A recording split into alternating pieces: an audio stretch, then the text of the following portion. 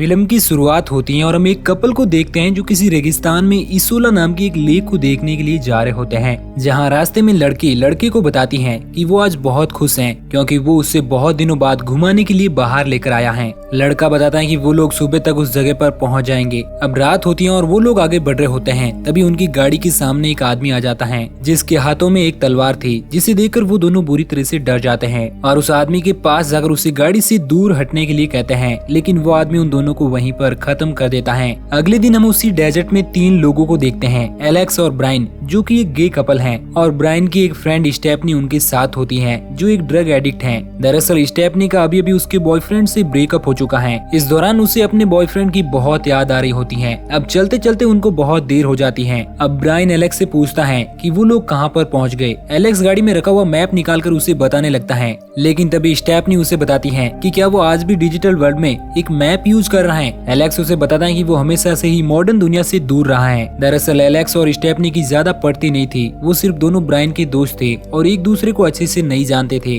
कुछ देर बाद वो तीनों लोग अपनी गाड़ी से उस लेक के पास पहुंच जाते हैं, जहां पर उन्हें वो लेक पूरी तरह से सूखी हुई मिलती है। ब्रायन इस बात से बहुत ज्यादा निराश होता है क्योंकि वो उस लेक को देखने के लिए बहुत ज्यादा एक्साइटेड था। एलेक्स उसे समझाता है कि उसे निराश नहीं होना चाहिए, हमें इस डेजर्ट में और भी बहुत सारी चीजें एक्सप्लोर कर सकते हैं। तभी स्टेफनी और एलेक्स के बीच में बहस हो जाती है। एलेक्स स्टेफनी से पूछता है कि वो एलेक्स और ब्रायन के बीच में कबाब की हड्डी बनकर यहाँ पर क्यों आई है, तो स्टेफनी उसे बताती है कि ब्रायन भी उसका दोस्त है और वो उसके साथ यहाँ पर एंजॉय करने के लिए आई है। इस बीच ब्रायन उन दोनों को समझाता है कि उन्हें इस तरह से नहीं लड़ना चाहिए। इसके बाद ब्रायन एलेक्स और स्टेफनी को बताता है कि उन्हें इस रेगिस्तान को एक्सप्लोर करना चाहिए और उन्हें यहाँ पर कुछ पिक्चर्स भी क्लिक करनी चाहिए, लेकिन स्टेफनी उन लोगों के साथ नहीं जाना चाहती थी क्योंकि वो एलेक्स को पसंद नहीं करती है। इस कारण उन लोगों के साथ नहीं जाती है। एलेक्स और ब्रायन उस डेजर्ट में आगे बढ़ते हैं। इसके बाद हम स्टेफनी को देखते हैं जो कार में अकेली बैठी हुई थी। तभी उसे रेगिस्तान में कुछ दूर एक आदमी नजर आता है जिसके हाथों में तलवार थी और वो उसी की तरफ आगे बढ़ रहा था। वो कार से बाहर आकर उसे देखने लगती है, लेकिन उसको लगता है कि शायद ये उसका वहम है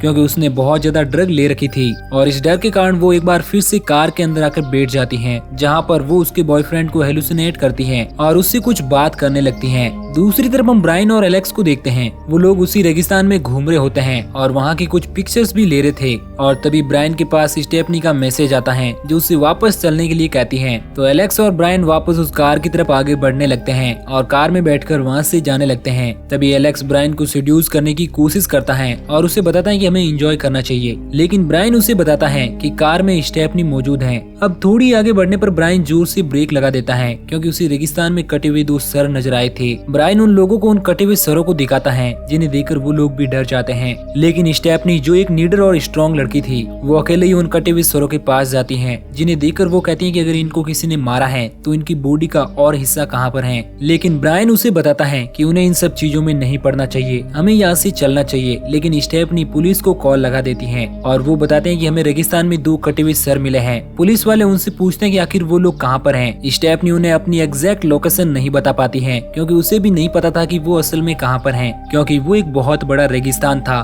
तभी थोड़ी देर बाद उन लोगों के पास वही आदमी आ जाता है जिसके पास हाथों में तलवार थी और उसी ने उन लोगों को मारा था। एलेक्स उस आदमी को पूछता है कि क्या वही इन दोनों का कातिल है, तो वो आदमी उसे कोई जवाब नहीं देता, लेकिन एलेक्स उसे जोर से चिल्लाकर पूछता है, जिससे उस आदमी को बहुत गुस्सा आ जाता है और वो अपनी तलवार लेकर उन तीनों के पीछे पड़ जाता है। इस दौरान ब्रायन वहीं पर गिर जाता है जो उस आदमी की पकड़ में आ जाता है। वो एलेक्स और स्टेफनी के ही सामने उसका सर धड़ से अलग कर देता है। ये सब देखकर एलेक्स और स्टेफनी बहुत ज्यादा डर जाते हैं और बिना कुछ सोचे समझे उसी डेजर्ट में भागने लगते हैं, लेकिन वो आदमी भी उन्हीं की गाड़ी से उन लोगों का पीछा करता है। हालांकि इस दौरान वो उन दोनों को कुचलने की कोशिश करता है, लेकिन किसी तरह वो दोनों उस गाड़ी से बच जाते हैं और वो आदमी वहाँ से गाड़ी लेकर चला जाता है। इसके बाद स्टेफनी और एलेक्स उसी डेजर्ट में आगे बढ़ते हैं। थोड़ी दूरी पर चलने पर उनको डेजर्ट के पास में ही एक कैंपिंग वैन नजर आती है। उसे देखकर उन लोगों को लगता है कि शायद उन्हें वहाँ पर कोई मिल जाएगा जो उन लोगों की मदद करेगा और वो लोग उस वैन के पास जाकर वैन के अंदर आवाज लगाने लगते हैं, लेकिन अंदर से उन्हें कोई भी रिप्लाई नहीं मिलता। इसके बाद वो दोनों ही वैन के अंदर चले जाते जाते हैं जहाँ पर उन्हें कुछ लोगों की कटी हुई लाशें नजर आती हैं और वहाँ पर कुछ ऐसे औजार भी नजर आते हैं जिनसे लोगों को काटा जाता है। स्टेफनी समझ जाती है कि इस वैन के अंदर वही आदमी रहता है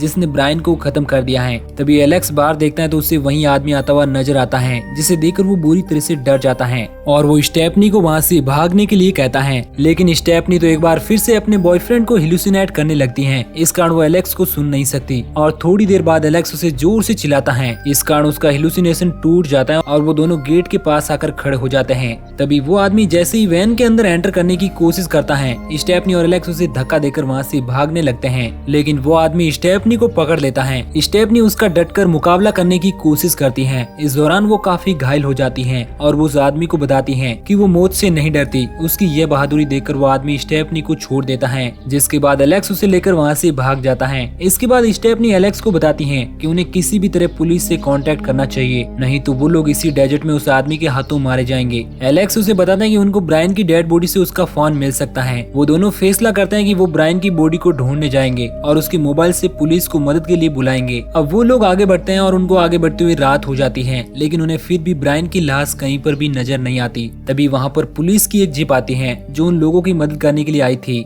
लेकिन पुलिस वालों को भी वहाँ पर कोई नजर नहीं आता, तो वो वहाँ से वापस जाने लगते हैं। इस दौरान एलेक्स और स्टेफनी पुलिस वालों को आवाज लगाते हैं, लेकिन वो पुलिस वाले उन दोनों की आवाज नहीं सुनते और गाड़ी लेकर वहाँ से चले जाते हैं। और तभी वहाँ पर उसी गाड़ी से वो आदमी भी आ जाता है जो उन दोनों का पीछा करने लगता है। वो दोनों अपनी जान बचाकर भागने लगते हैं, लेकिन इस दौरान वो आदमी अपनी तलवार से स्टेफनी के ऊपर अटैक करता है, जिससे वो घायल होकर वहीं पर गिर जाती है। वो आदमी उसे अपने साथ लेकर गाड़ी में बैठ जाता है और वहाँ से जाने लगता है। एलेक्स स्टेफनी को बचाने के लिए उस कार के पीछे भागता है, लेकिन थोड़ी दूर जाने पर वो बहुत ज्यादा थक जाता है और वो वहीं पर डेजर्ट में बेहोश होकर गिर जाता है। इधर रास्ते में स्टेफनी उस आदमी से पूछती है कि आखिर वो उससे क्या चाहता है, वो उसे एक बार में खत्म क्यों नहीं कर देता। वो आदमी उसे बताता है कि वो उसे अपने लीडर के पास ले जाना चाहता है, ताकि उसके लीडर ही स्टेफनी के बारे में फैसला ले सके कि स्टेफनी को जिंदा रखना है या फिर मारना है। थोड़ी देर बाद वो दोनों एक गैराज के पास पहुंच जाते हैं, जहां पर वो आदमी और उसके कुछ साथी रहा करते थे। वहां पर पहुंचने पर वो आदमी स्टेफनी को कार में ही छोड़कर अपने लीडर से मिलने के लिए अंदर जाता है। इधर हम एलेक्स को देखते हैं जिससे होश आ चुका था।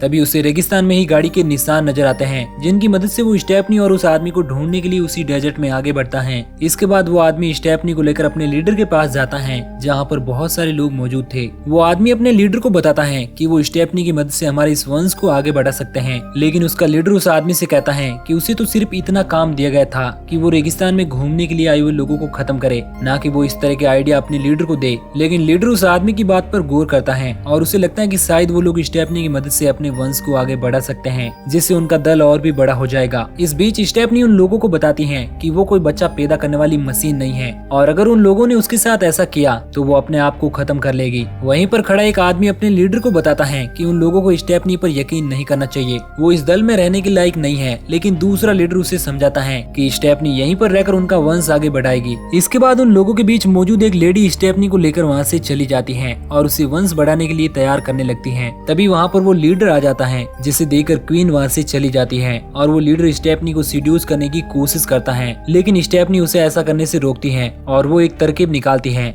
और उसे कहती है कि वो उसके साथ अच्छे से एंजॉय करना चाहती है। और एंजॉय करते वक्त स्टेफनी उसका प्राइवेट पार्ट ही काट देती है, जिससे उस लीडर की वहीं पर मौत हो जाती है। इसके बाद उस आदमी को भी इस सब के बारे में पता चल जाता है और वो स्टेफनी को खत्म करने के लिए आगे बढ़ता है। लेकिन तभी वहाँ पर वो औरत आ जाती है जो उस आदमी के ऊपर पीछे से अटैक कर देती है और वो औरत स्टेफनी को वहाँ से भागने के लिए कहती है, ताकि उस औरत की जगह स्टेफनी ना ले पाए। घायल होने के बावजूद स्टेफनी वहाँ से आगे बढ़ती है, लेकिन थोड़ी दूर जाने पर वो बेहोश हो जाती है, जिसे कोई घसीटते हुए एक गाड़ी के अंदर ले आता है। होश आने के बाद स्टेफनी देखती है कि उस गाड़ी के अंदर एलेक्स मौजूद है, जिसने उसे वहाँ से उठाकर गाड़ी के अंदर छुपा कर रखा हुआ था, जहाँ पर स्टेफनी उसके साथ हुई सारी चीजों के बारे में बताती है, जिसे सुनकर एलेक्स को भी बुरा लगता है। इसके बाद वो दोनों काफी खुश हो जाते हैं, क्योंकि उन्हें लगता है कि अब वो लोग यहाँ से जिंदा बचकर जा पाएंगे। लेकिन तभी वहाँ पर वही आदमी आ जाता है जिसके पास तलवार थी। वो तलवार लेकर उन दोनों को खत्म करने के लिए आगे बढ़ता है, लेकिन वो देखता है कि स्टेफनी भी उससे लड़ने के लिए अपने हाथों में रोड लिए हुए खड़ी हुई है, जिससे उसका बॉयफ्रेंड हिलुसिनेट करने लगता है है, लेकिन वो चिल्लाकर अपने बॉयफ्रेंड को वहाँ से जाने के लिए कहती है।